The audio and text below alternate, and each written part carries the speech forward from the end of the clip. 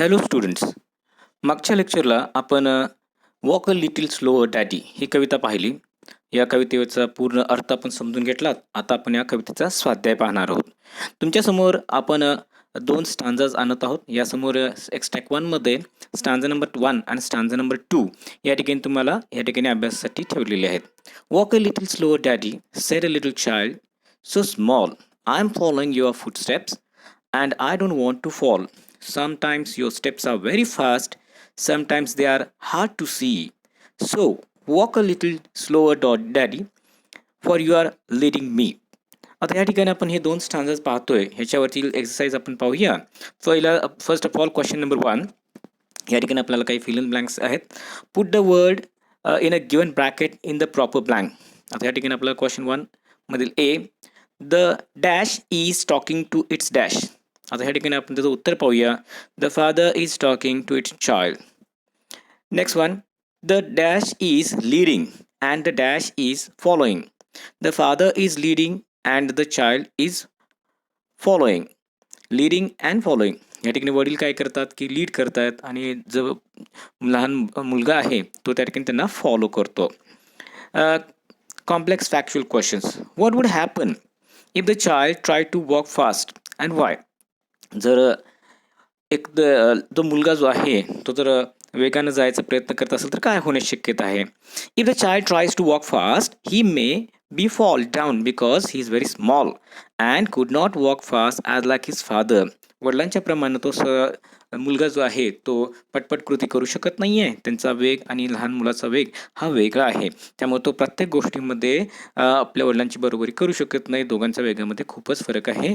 लहान मोठेपणाचा देखील फरक आहे. याचा अर्थ सगळ्याच कृती तो मुलगा वडिलांच्या समजू शकेल असं नाही आहे आणि त्यामुळं त्याच्या वयाला शोभेल या पद्धतीनं तो समजून घेतो या सगळ्या गोष्टी.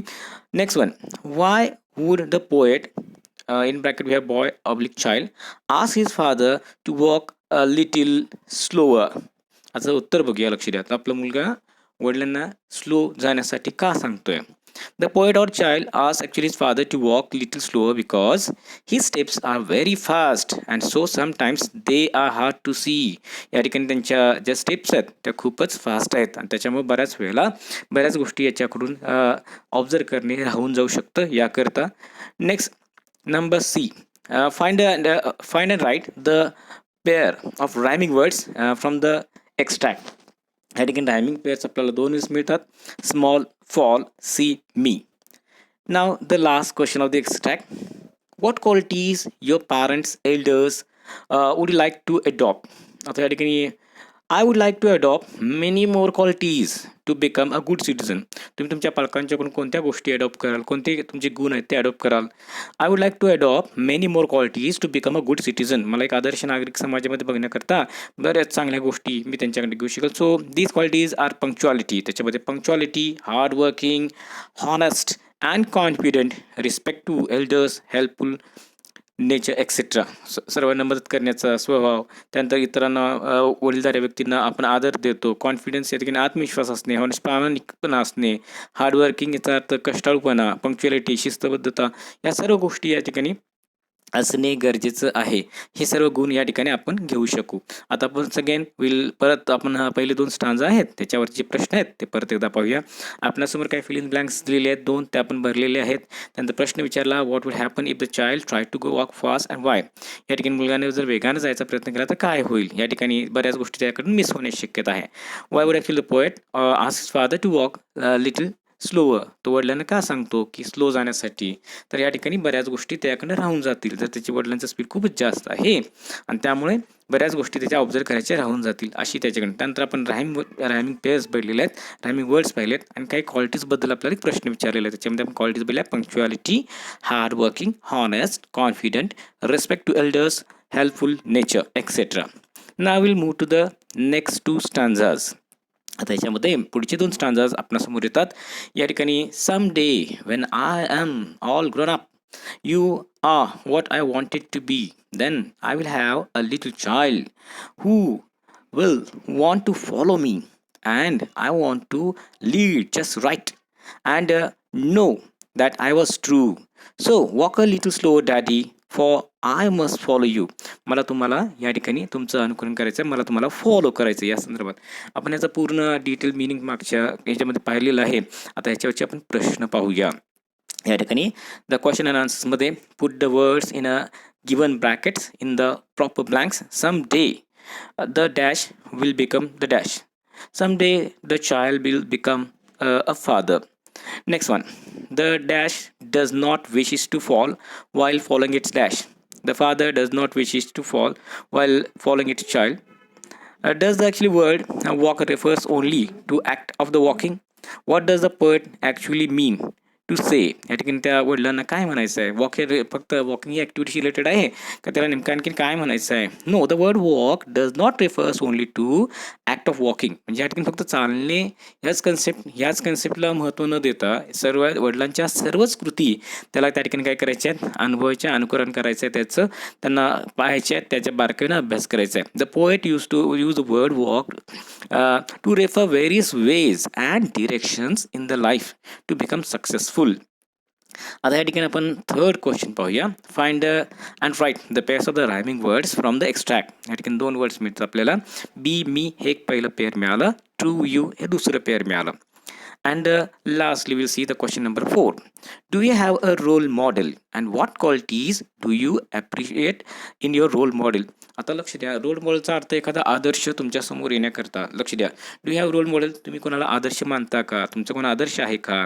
त्याच्यामध्ये कोणत्या क्वालिटीज आहेत, त्याच्यामध्ये कोणते गुण आहेत की जे तुम्हाला आवडतात आणि त्यामुळे तुम्ही त्याला रोल मॉडेल म्हणून ॲक्सेप्ट केलं. आता या प्रश्नाचं उत्तर आपण पाहूया. Yes, I have a role model. हो, मला देखील एक आदर्श आहे, माझ्यासोबत देखील आहे. My father is my role model. माझे वडीलच माझे रोल मॉडेल आहेत. My father has many qualities. माझ्या वडिलांच्यामध्ये बरेच गुण आहेत that we appreciate as a role model. जिला आपण रोल मॉडेल म्हणून त्यांची आपण स्तुती करू शकतो, त्यांना आपण अनुकरण करू शकतो. These qualities include. आता ह्याच्यामध्ये कोणते कोणते क्वालिटीज आहेत ते त्यांनी सांगितलेलं बघा. इन्क्लूडचा अर्थ समावेश असणे. हॉनेस्ट, प्रामाणिक आहेत. कॉन्फिडंट, त्यांच्यामध्ये आत्मविश्वास आहे. हेल्पिंग नेचर, इतरांना मदत करण्याची त्यांना काय आवड आहे, इतरांना मदत करण्याचा स्वभाव आहे. Objective oriented. Scientific temperament. Scientific टेम्परामेंटचा अर्थ आपण शास्त्रीय आपण असं म्हणूया की त्यांचा स्वभाव देखील कसा आहे की नवीन नवीन गोष्टीकडे त्या ठिकाणी वळणार आहे, नवीन गोष्टीला प्राधान्य देणार आहे. Open minded attitude. ओपन माइंडेडचा अर्थ आहे की इतरांशी मिळून मिसळून वाहणारे. Open minded attitude. डिलाइटफुलचा अर्थ आहे आनंदी. नाईस ॲटिट्यूड, खूपच छान त्यांचा ॲटिट्यूड आहे. All this qualities made my father role model for me. ह्या सर्व गुणामुळे माझे वडील माझ्यासाठी आदर्श ठरतात. या सर्व गोष्टींचा आपण आता अभ्यास केला. Once again will revise the things now. The second actually जो एक्स्ट्रॅक आहे तो आता बघूया. ह्याच्यामध्ये 8 ओळी आहेत. पहिले लास्ट 2 स्टांजाज याच्यामध्ये दिलेले आहेत. टोटल 8 लाईन्स आपल्याला बघायला मिळतात. यामध्ये आपण काही फिल इन द ब्लँक्स भरल्या, त्यानंतर एका प्रश्नाचं उत्तर दिलं.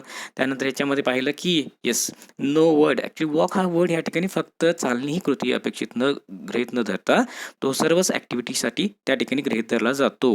नेक्स्ट वन, या ठिकाणी do you have role model हा प्रश्न विचारलेला आहे. आता या ठिकाणी आपण आपल्या या वेगवेगळ्या व्यक्तींना आपण रोल मॉडेल मानू शकतो. या ठिकाणी एकच व्यक्ती असं नाही आहे. समाजातील खूप चांगल्या व्यक्ती, तुमचे टीचर्स आहेत, तुमचे पॅरेंट्स आहेत, तुमचे आजी आजोबा आहेत, ह्या सर्वांना तुम्ही आपला आदर्श मानू शकता. त्याकरता तुम्हाला त्या ठिकाणी उत्तर लिहिता आलं पाहिजे. या ठिकाणी वडिलांना रोल मॉडेल मांडलेलं आहे आणि त्या ठिकाणी त्यांच्यामध्ये असलेल्या चांगल्या गुणांचा या ठिकाणी उल्लेख केलेला आहे. त्याच्यामध्ये हॉनेस्ट आहे, कॉन्फिडंट आहे, हेल्पिंग नेचर आहे, ऑब्जेक्टिव्ह ओरिएंटेड आहे, सायंटिफिक टेम्परामेंट आहे, ओपन माइंडेड ॲटिट्यूड आहे, डिलाइटफुल आहे, नाईस ॲटिट्यूड एक्सेट्रा. या सर्व गोष्टीमुळे या ठिकाणी वडिलांना रोल मॉडेल मानलं गेलेलं आहे. आता ह्या ठिकाणी आपण 2 पॅराग्राफ पाहिले. ह्या संपूर्ण कवितेमध्ये टोटल 4 स्टांजा होते. 2-2च्या पेअरमध्ये आपण या ठिकाणी ह्याचा स्वाध्याय या ठिकाणी संपवलेला आहे. आता आपण पुढच्या लेक्चरमध्ये इंग्लिश वर्कशॉपकडे वळणार आहोत. या ठिकाणी इंग्लिश वर्कशॉपच्या ॲक्टिव्हिटीज आपण पाहणार आहोत.